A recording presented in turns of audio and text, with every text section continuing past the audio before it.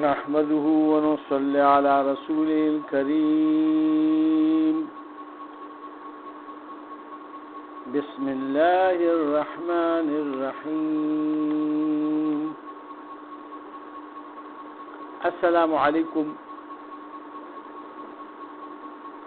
زه دا امید لرم چې تاسو به مخکې سبق یاد کړی څنګه چې موږ په هغه 2 نمبر ویډیو کې هدایات بیان کړو. د لاس نشان وته او پای باندې گردان لیکلو سوال لسیغو ضربا ضربا ضربو ضربت ضربتا ضربنا ضربتا ضربتما ضربتم ضربتی ضربتما ضربتنا ضربتو ضربنا. دا صيغه به تاسو یاد کړی او د دې بحث اثبات فعل ماضی مطلق معروف او باب ضرب یضرب صحیح. دا پدې کې بیا نور بابونه دي، نصرا ينصرو نصر نصرا نصرو نصرت دغه شانتي، بیا دغه شانتي پدې کې نور بابونه دي او په هغه کې نن د هغه پکچر زب پدې باندې لګوم پدې نن نو ویډیو کو ندی گردان متاسو وکي چې دا گردان زموږ پوښي ولې چې د زمانو په لحاظ سره دا ډیر ضروری مخکې به مونږ ته بیا پکاريږي او مونږ ته بیا پته لګي چې دا ټکي د کومې زماني سره تعلق ساتي او دا څنګه جوړ شوی دی او څنګه به جوړیږي. د دې ټول حال احوال به مخکې را روان وي، خو اول چونکه د ټول نه مخکې زمون په ذهن کې دا خبره کې نوي چې یعنی مطلب دا کومې صيغې دي په مختلف الفاظ سره هغه زمونږ یاد شي او ذهن نشین شي. صرف دا یو معلومات نه دي چې یاره بس موږ ته معلومات شو چې دا داسې کیږي، نه بلکې دا یادول دي، علم حاصلول هم دي ته وایي چې یعنی مطلب دا به مونږه یعنی یادو او په دې مجبه او خلا راوړي او ذهن نشین مشي. نو اوس دې کې یو بل نقشه مونږ ته یعنی خپل مولانا صاحب هغه په مدرسه کې جوړه کا، دا هم هغه نقشه ده چې کومه یعنی مخکې موږ ته جوړه کړې وه د لاس نقشه، خو په هغې کې لږ څه نور څه زیادت وکړو او هغه زیادت دا ده چې دا هغه بحث اثبات فعل ماضي مطلق معروف والا نقشه ده. اوس دغه ضربه ضربا ضربو ضربت ضربتا ضربنا دې سره دا شپږ صيغې چې کومې دي دا رومبه کچا او دویمه ګوته چې کومه ده یعنی وړه ګوته ورسره بیا راځي مګوته.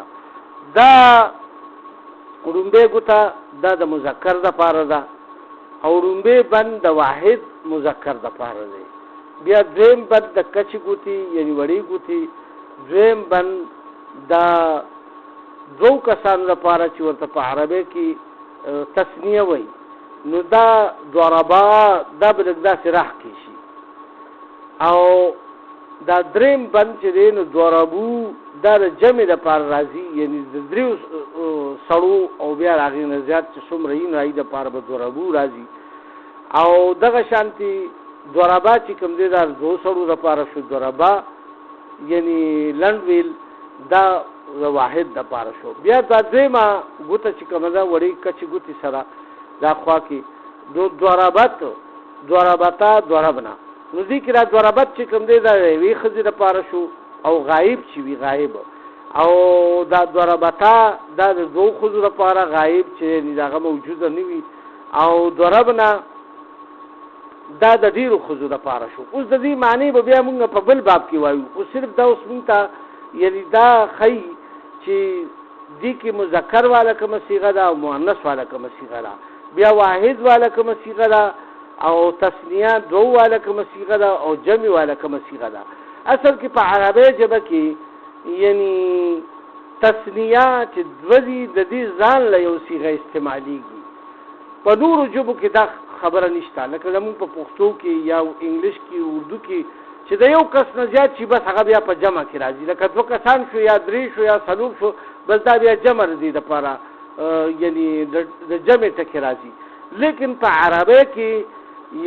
د دې لپاره دو د لپاره باقاعده خپل صيغه ده او خپل لفظ دی. نو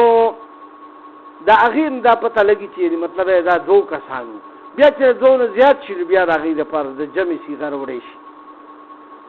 بیا ورپسې دا منځنۍ ګوته چې کومه ده یعنې درېیمه ګوته د دې طرف نه ښي لاس نه نو ضربته ضربتما ضربتم دا د سړي دپاره او د حاضر دپاره هغه د غایب دپاره دواړه شو که نه. اولنۍ ګوته چې کوم نو د غایب مذکر دپاره وه بیا پکې واحد تثنیه او جمع وه. بیا دویمه ګوته چې ونو هغه د مؤنث غایب دپاره وه چې په هغې کې یعنی مطلب دا دی واحد او تثنیه او جمع د غایب د ښځو خبره وه او په ړومبي کې چې کوم وانو هغه د سړي خبره وه. بیا په درېیمه ګوته منځنۍ ګوته چې کومه ده نو په هغې کې د سړي واحد دپاره چې کوم دی نو ضربته دا د حاضر صیغه ده. بیا ضربتما دا تثنیه ده یعنې دو دپاره. ضربتم جمع د دوو نه زیات چې شي هغه به جمع شي بس بیا به هغه خدا د سړو واله دغه دی. بیا دا مسواکه ګوته مونږ چې ورته وایو د دې طرف نه ښي طرف نه څلورمه ګوته اوس د منځنۍ نه دې خوا ورسره خوا کې نو دا ضربتي ضربتما ضربتن دا د ښځې دپاره د مؤنث دپاره خو دا د حاضر دپاره دا صیغه ده. دا دوه ګوتې چې کومې دي منځنۍ او دا ورسره خوا کې مسواکه ګوته دا د حاضر دپاره استعمالیږي. نو ړومبی رو چې کوم دی منځنۍ نو دا د سړي دپاره شو دا دویم چې کوم دی نو دا د ښځې دپاره شو یعنې یوه ښځه دوه ښځې درې او د درې او د هغې نه زیاتې. بیا د اخري کټه ګوته انګوټه چې ورته وایي نو دا په دې باندې صرف دوه دي په دې کې درې نشته. ضربتو ضربنا نو دا ضربتو چې کوم دی نو دا بیا د واحد یعنی ښځې او سړي دواړو دپاره استعمالیږي او ضربنا چې کوم دی نو هغه د جمع دپاره او تثنیې دپاره یعنی په دې کې اوس هغه جمع او تثنیه د څنګه چې زمونږ په ژبو کې یو ټکي استعمالیږي داسې دلته هم په عربۍ کې خو دا صرف د متکلم په صیغه کې متکلم صیغه ده ضربتو ضربنا. نو د دې معنی به بیا اوس مونږه وایو نو هله به بیا تاسو په دې باندې پوهېږئ چې دا څنګه به مطلب دا دی چې مونږه د دې معنی څه ده چې لکه دا اوس کوم مونږه سبق ووایي ځکه چې په معنی باندې سړی نه پوهي نو بیا خو دته پته نه لګي چې یعنې مطلب دا دی دا ما دا زه څه وایم لهذا دغه خو مونږه یاد کړ خو اوس به سره د معنی مونږه وایو په دې به ځان پوهیو چې دا صیغه د څه دپاره ده. نو څنګه اوس هم تاسو بیا هغه نقشه راواړوئ او په هغې کې بیا وګورئ ضربه چې کوم دی نو هغه یو سړي ووهلو هغه یو سړي ووهلو د دې معنی دا شوه ضربه هغه یو سړي ووهلو نو دې ته وایي صیغه واحد مذکر غایب یعنی د یو کس مذکر چې کوم غایب دی دا د هغه دپاره استعمالیږي. بیا ضربا هغه دوو کسانو سړو یعنی ووهلو نو دا شوه صیغه تثنیه خو د مذکر غایب دپاره د دوو کسانو دپاره دوو سړو وهل کړي دي. بیا ضربو هغه ټولو سړو ووهلو نو بیا دا شو صیغه د جمع د مذکر غایب دپاره یعنی ډیر سړي دي خو هغه یعنی غایب دي دای خبره کیږي چې هغه ټول وهلو.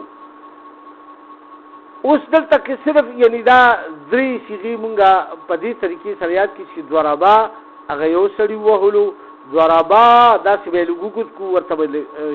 اخر کې الف راشي نو دا دو سړو وهلو او ضربو هغه ټول سړو وهلو. نو دې ته بیا مخامخ وته چې حکم لیکلي صيغه واحد مذکر غائب او بیا دویمه طریقې صيغه تثنیه مذکر غائب او درېمه طریقې صيغه جمع مذکر غائب. اوس راشي ضربات دویمه ګوتې ته کچې ګوتې سره چې دویمه ګوته پای باندې لیکلي ضربت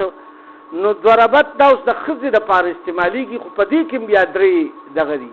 یوه ښځه او دوه ښځې او درې ښځې نو اوس دا وایي چې ضربت هغې یوې ښځې ووهلو او بیا دا صیغه شوه صیغه واحد مؤنث غایبه بیا ضربتا هغه دوو ښځو ووهلو نو دا صیغه شوه تثنیه مؤنث غایب یعنی د دوو ښځو وهل کړي دي چونکې نو ځکه تثنیه ورلپاره راځي په عربۍ کې دې تثنیه وایي ضربنا هغه ټولو ښځو ووهلو نو دا صیغه شوه د جمع مؤنث غایبه اوس خو دا مونږ زده کړو چې لومبۍ د سړو لپاره ګوته شوه بیا را دویمه چې کوم دا د ښځې لپاره شوه خو دا دواړه چې کوم دي نو دا د غایب دپاره استعمال شي اوس د حاضر دپاره چې کومه صیغه استعمالیږي نو هغه اول د سړو ذکر کوي دلته کې نو هغه ضربته تا یعنی یو سړي وهل وکړو دا صیغه واحد مذکر حاضر شوه بیا ضربتا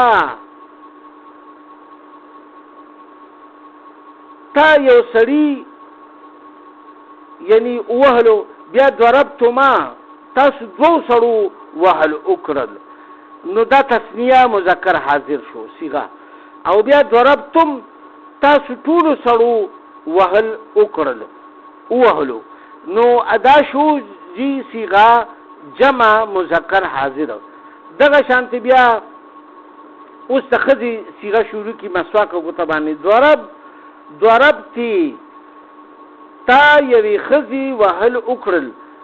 دا شوه صیغه واحد مؤنث حاضر بیا ضربتما تاسو دواړو ښځو وهل وکړل نو دا صیغه تثنیه مؤنث حاضر دپاره بیا ضربتن تاسو ټولو ښځو وهل وکړل نو دا صیغه جمع مؤنث د حاضر دپاره شوه دا خوس یعنی څلورمې ګوتې پورې دا دوه ګوتې چې کوم شوي نو هغه لومبۍ دوه ګوتې د غایب دپاره شوي اول د سړي دپاره بیا د ښځو دپاره بیا دا دویمه منځه ګوته چې کوم ده نو دا د سړي دپاره یو سړی دوه سړي درې سړي بیا د بندونو په لحاظ سره او بیا دغه شانتي دا بله ګوته مسواکه ګوته دا د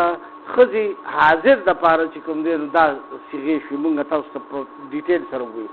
چې څوک په دې ونه رسي نو هغه دی بیا دا ویډیو ګوري نو بیا په دې باندې بیا دماغ کوي هلته دی بیا ودرې بیا دې د شانه کي خو چې کله پی شي نو بیا د مخکې ځي چې پی نه وي نو هغه پورې د مخکې نه ځي بیا ضربتو اوس ما تاسو ته ووایي د کټې ګوتې انګوټې باندې چې کومې دوه صیغې لیکلې شوي ضربتو ما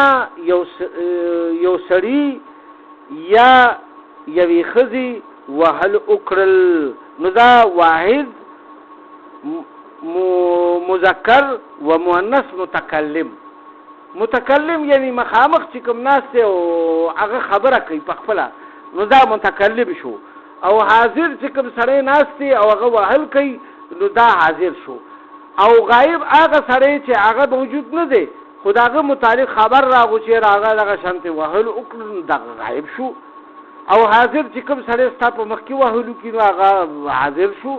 او متکلم هغه شو چې په خپله ووایي چې ما وهل وکړل نو دا هغې لپاره بیا شو نو ضربتو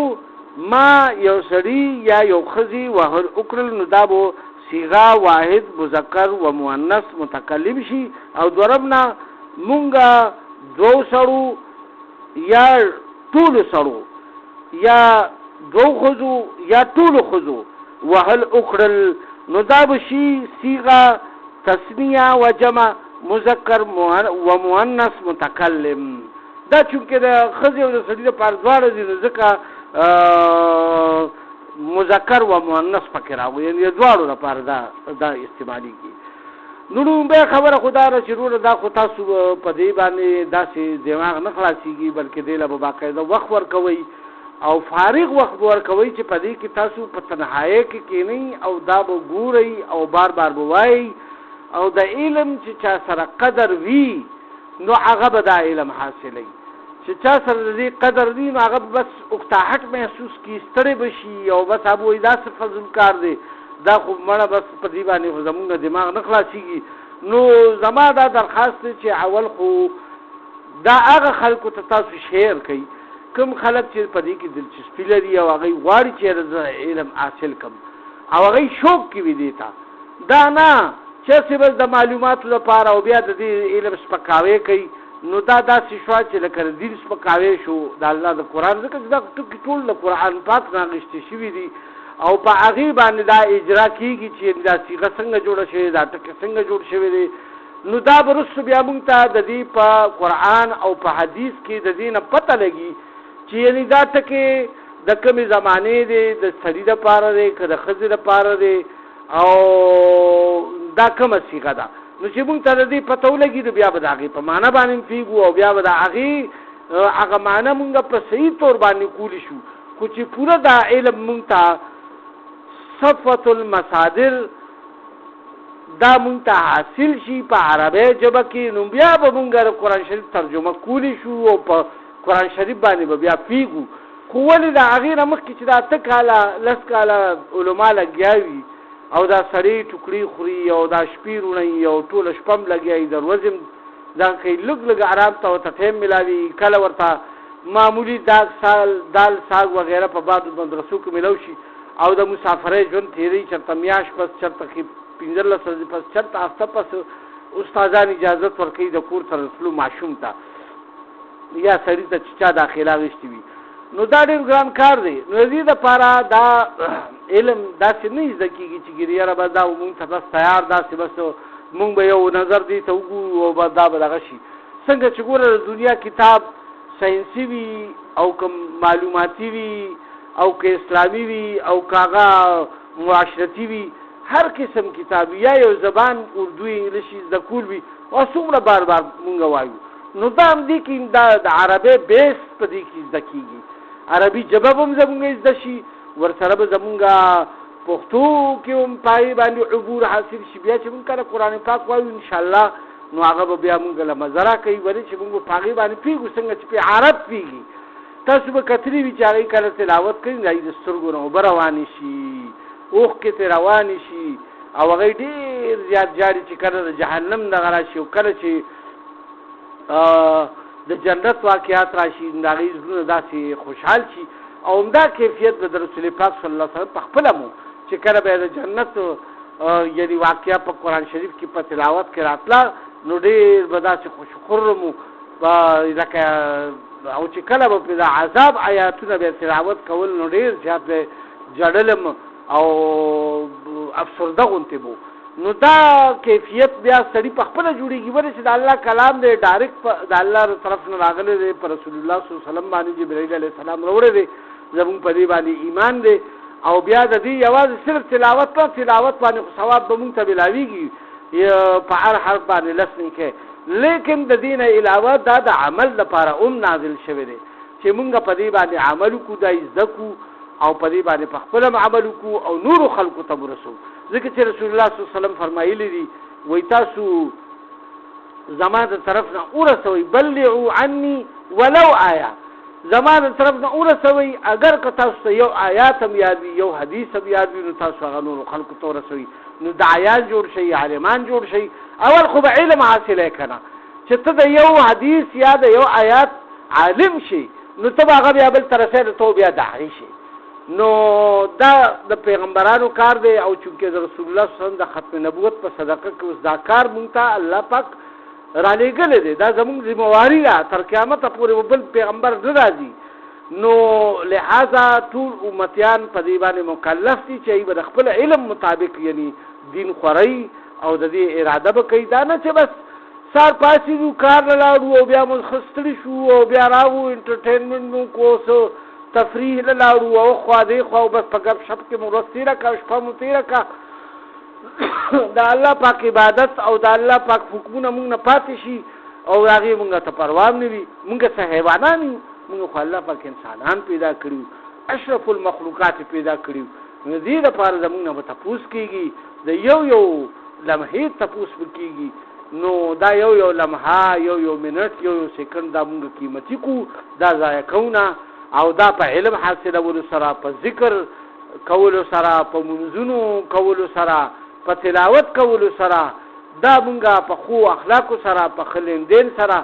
یری زمون په لین دین کې په یو سیس کې چې کوم دینو خوال راشي او د رسول الله صلی الله علیه وسلم په سنت باندې مکمل مونږ چلیدون کې شو الله سبحانه وتعالى دې ماته تاسو ټول ته په دې باندې دا عمل کولو توفیق ورکړي او مال دې خدای پاک راکړي یا الله که زمانه په دې کې څه کمی زیاتې شوي دا غي معافرت وکړي او یا الله زمونږ اوریدل او بیانول دا ټول په خپل درگاه قبول او منظور کړي او زمونږ د بخشش ذریعہ وګرځوي او رضوان جان خوشحالي مونږ ته نصیب کړي رحم کرم والا معاملې مونږ سره په دنیا او په آخرت کې وکړي او په آخر کې مونږ ته دا عظیم الشان کلمه نصیب کړي چې لا اله الا الله محمد رسول الله